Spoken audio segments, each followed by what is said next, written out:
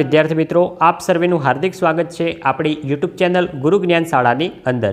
વિદ્યાર્થી મિત્રો, આજના આ વિડીયોની અંદર આજે આપણે જે તમારી દ્વિતીય વાર્ષિક પરીક્ષા 2025 હતી એની અંદર 20/1/2025ના રોજ જે તમારું ધોરણ 10 સામાજિક વિજ્ઞાનનું પ્રશ્નપત્ર પૂછાણું છે એ પ્રશ્નપત્રનું આજે આપણે હેતુલક્ષી સોલ્યુશન આ વિડીયોની અંદર કરીશું। અને આ પ્રશ્નનું જો તમારે સંપૂર્ણ સોલ્યુશન જોઈતું હોય બોર્ડની પરીક્ષા માટે તો તમે કમેન્ટ બોક્સની અંદર જણાવો, જેથી કરીને અમે આ પ્રશ્નપત્રનું સંપૂર્ણ સોલ્યુશન આપી શકીએ। જોઈએ વિભાગ એ 24 માર્ક્સનો છે। પહેલાં છે જોડકા, તો દ્રવિડ પ્રજા, તો આવશે ઓપ્શન સી માતૃમૂલક કુટુંબ વ્યવસ્થા। બીજો છે કે પેટોડા નિર્માણ, પેટોડા નહીં પણ આવશે પટોળા નિર્માણ, તો આવશે ઓપ્શન એફ પાટણ। ત્રીજો છે કે ઉર્જાનો મુખ્ય સ્ત્રોત, તો આવશે ઓપ્શન ડી સૂર્ય। ચોથો છે તાપી નદી, તો આવશે ઓપ્શન બી ગુજરાત રાજ્ય। પાંચમો છે કે વાયુ પ્રદૂષણ નિયંત્રણ ધારો, તો આવશે ઓપ્શન એ ઈસવીસન 1981। નેક્સ્ટ છે કે ખરા છે કે ખોટા જણાવો। છઠ્ઠો, રુદ્રમહાલ વિરમગામમાં આવેલો છે, તો ખોટું। તો મિત્રો ક્યાં આવેલો છે એ તમારે કોમેન્ટ બોક્સની અંદર સાચું જણાવવાનું છે। સાતમો છે કે બળવાખોરી એ સ્થાનિક સમસ્યા છે, તો આવશે સાચું। આઠમો, યજુર્વેદ સંગીતની ગંગોત્રી ગણાતો ગ્રંથ છે, ખોટું। યજુર્વેદ ના આવે પણ કયો વેદ આવે? સામવેદ। નવમો, સ્ત્રીઓ સમગ્ર વિકાસ પ્રક્રિયાનું મુખ્ય કેન્દ્ર છે, સાચું। દસમો છે કે આપણી પૃથ્વીના 71% ભાગમાં પાણી છે, તો આવશે રાઈટ। નેક્સ્ટ વિકલ્પો છે ખાલી જગ્યાવાળા। 11મો કે વિશ્વ વારસાના સ્થળોની યાદી તૈયાર કરતી વૈશ્વિક સંસ્થા ખાલી જગ્યા છે, તો આવશે યુનેસ્કો। 12મો, મુંબઈ પ્રાકૃતિક ઇતિહાસ સમિતિની રચના ખાલી જગ્યા થઈ હતી, તો આવશે ઈસવીસન 1883માં। 13મો કે મહાનદી પર ખાલી જગ્યા બહુહેતુક યોજના આવેલ છે, તો આવશે હીરાકુંડ। 14મો કે પૃથ્વી પર જળ સંશોધનના મુખ્ય સ્ત્રોત ખાલી જગ્યા છે, તો આવશે વૃષ્ટિ। 15મો, ભારતનો લગભગ ખાલી જગ્યા કિમી દરિયા કિનારો આવેલો છે। મિત્રો યાદ રાખવાનો છે, ભારતનો પૂછવામાં આવ્યો છે તો આવશે 7516 અને ગુજરાતનો પૂછવામાં આવ્યો હોય તો મિત્રો આવશે 1600। નેક્સ્ટ છે એક વાક્યમાં જવાબ આપો કે પરિવહન એટલે શું? તો એક સ્થળેથી બીજા સ્થળે માનવી કે માલ સામાનની હેરફેરને પરિવહન કહેવામાં આવે છે।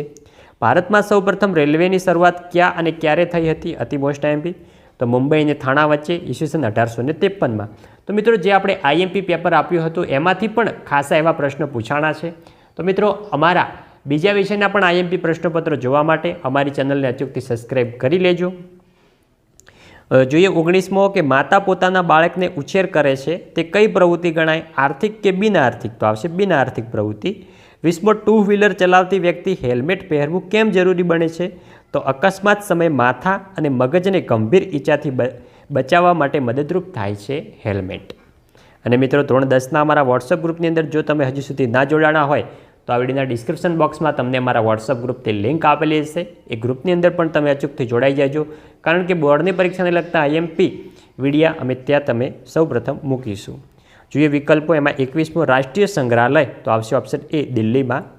22મો કે વાહન ચલાવવા માટે જરૂરી પરવાનો એટલે? તો આવશે ઓપ્શન સી ડ્રાઇવિંગ લાયસન્સ। 23મો બહુહેતુક યોજનાથી લાભાન્વિત રાજ્યો? ધરોઈ, તો આવશે ગુજરાતમાં। કોસી, તો આવશે બિહારમાં, ઓપ્શન ડી। 24મો ઉત્પાદન પ્રક્રિયામાં ઉપયોગમાં લેવાતા માનવ સર્જિત સાધન એટલે શું? તો આવશે ઓપ્શન એ મૂડી। હવે મિત્રો જે બી, સી અને ડીના પ્રશ્નો છે એના ચેપ્ટર ક્રમાંક લખેલા હશે।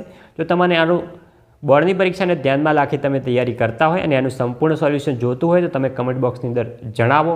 જો વધુ કોમેન્ટ આવશે તો આપણે આ પ્રશ્નપત્રનું સંપૂર્ણ સોલ્યુશન પણ મૂકીશું।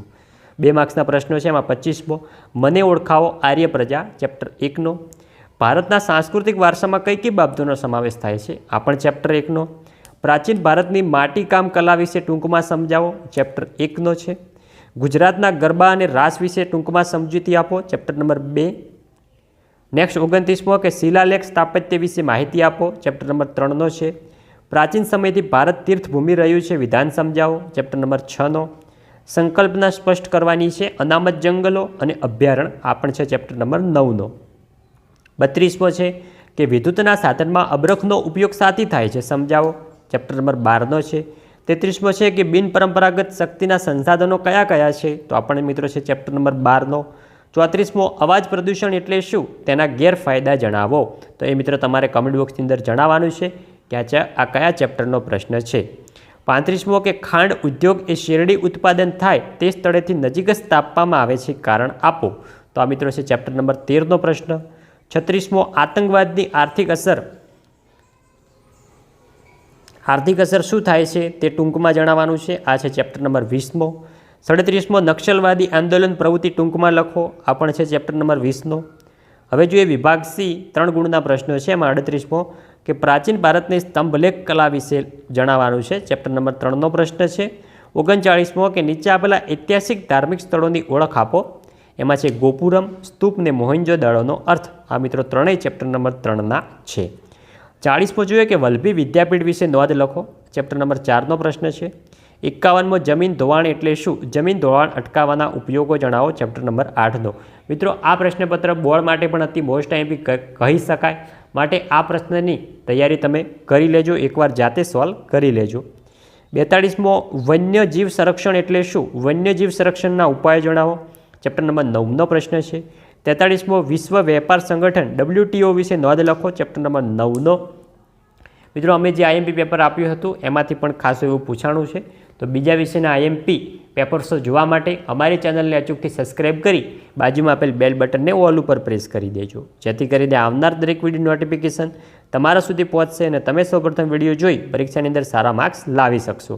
હવે છે વિભાગ ડી, જે મિત્રો 4 ગુણના પ્રશ્નો છે. એમાં જે 54મો છે નકશો એ મિત્રો ફરજિયાત છે. જોઈએ 47મો કે વૈદિક વિદ્યા અને શલ્ય ચિકિત્સા વિશે સવિસ્તર નોંધ લખો. ચેપ્ટર નંબર 5નો પ્રશ્ન છે. 48 પ્રાચીન ભારતના એક મહત્વપૂર્ણ શાસ્ત્રમાં એવા વાસ્તુશાસ્ત્ર વિશે સવિસ્તર નોંધ લખો. આ છે ચેપ્ટર નંબર 5નો. 49 કૃષિ ક્ષેત્રે થયેલા ટેકનિકલ સુધારા વિશે નોંધ લખો. ચેપ્ટર નંબર 10નો પ્રશ્ન. 50મો ભારતની કૃષિ પર વૈશ્વિકીકરણની અસરો જણાવો. ચેપ્ટર નંબર 10નો પ્રશ્ન છે. 51મો ગરીબી ઉદ્ભવવાના કારણો સવિસ્તર લખો. Chapter number 17નો. મનરેગા યોજના ચેપ્ટર નંબર 17. પછી છે રાઇટ ટુ એજ્યુકેશન વિશે સવિસ્તર નોંધ લખો. એ મિત્રો છે ચેપ્ટર નંબર 21. પછી તમને નકશો જે પૂછવામાં આવ્યો છે કે રણ પ્રકારની જમીન, ચેપ્ટર નંબર 8 તમે રાજસ્થાનમાં દર્શાવી શકો છો. બીજો છે કે કાજીરંગા રાષ્ટ્રીય ઉદ્યાન, ચેપ્ટર નંબર 9. ત્રીજો છે કપાસ ઉત્પન્ન કરતો પ્રદેશ, ચેપ્ટર નંબર 10. ચોથો છે લોખંડ પોલાદ ઉદ્યોગ કેન્દ્ર જમશેદપુર, તો એ મિત્રો છે ચેપ્ટર નંબર 13. તો વિદ્યાર્થી મિત્રો આ હતું આપણું ધોરણ 10નું દ્વિતીય વાર્ષિક પરીક્ષાનું સામાજિક વિજ્ઞાનનું પ્રશ્નપત્ર. અને જો મિત્રો આનું તમારે સંપૂર્ણ પ્રશ્નપત્રનું સોલ્યુશન જોઈતું હોય તો તમે કમેન્ટ બોક્સની અંદર જણાવો, જેથી કરીને અમે આ પ્રશ્નપત્રનું સંપૂર્ણ સોલ્યુશન તમારા માટે લાવી શકીએ. વિડીયો સારો લાગ્યો હોય વિડીયોને લાઇક કરીને જજો. ચેનલ ઉપર નવા હોય ચેનલને પણ અચૂકથી સબસ્ક્રાઈબ કરીને જજો. મળીશું આવનાર વિડીયો સાથે. ત્યાં સુધી આવજો. જય હિન્દ, જય ભારત.